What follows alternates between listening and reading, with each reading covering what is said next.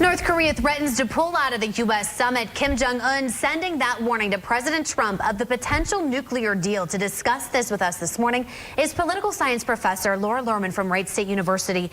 First, thank you so much for coming in. And I know you've been up kind of throughout the night making sure that Kim Jong-un hasn't sort of made any statement. But do you anticipate an eventful weekend for us? Well, it's certainly been an eventful past 8 days. Remember, last week we were calling Kim a very nice man, very honorable man.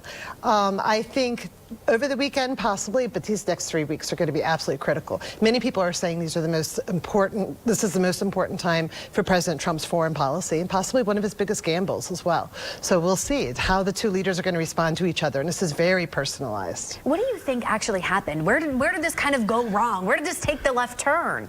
So it all started late Tuesday night, early Wednesday, when North Korea abruptly withdrew from the upcoming meeting between North Korea and South Korea. Then after that, they said perhaps we might even not show up at the June 12th meeting. This is all over the joint military drills that are taking place between the United States and South Korea.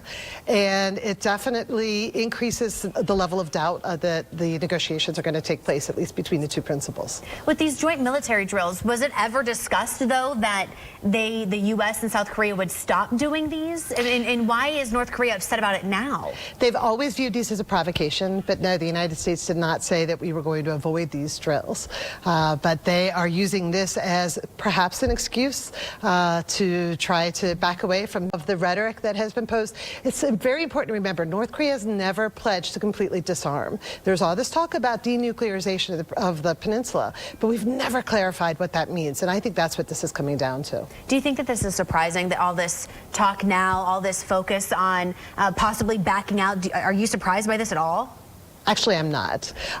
Most people were very concerned. Remember in March when President Trump accepted the meeting very abruptly, we were surprised. Many people have stated this significantly raises the stakes of this meeting, because if this meeting doesn't happen, or worse yet, if the meeting happens and it goes wrong, where are we? It actually increases the level of threat now. So in many ways, we're not very surprised. We're dealing with two very impulsive, unpredictable leaders. Both of these leaders believe that's actually one of their strengths, and it possibly could be, but it also could be the Achilles heel when we come to these negotiations. And speaking of that negotiation, what's the actual prospect of this being successful?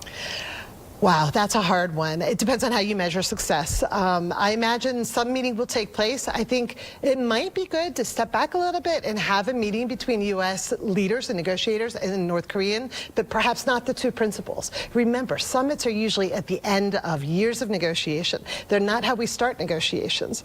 And so it's all going to come down to what are the terms that we're using? What do we mean by denuclearization? It's very clear that North Korea understands something very different. It's also very important to remember at least 3 times in the past, North Korean leaders have pledged to denuclearize. We know that those promises have been broken. So we need verifiability, we need promises, we need to build trust. And right now it's very clear, especially over these last 48, 72 hours, that we don't have that trust. Well, we're still going to be learning more, I think, into the weekend and even the beginning of next week. And even as June 12th slowly or quickly approaches, I think we'll find out even more. Dr. Laura Lerman, thank you so much for being here this morning and breaking it down for us. We really appreciate it. Thank you for having me. All right, our time right now is 7:34.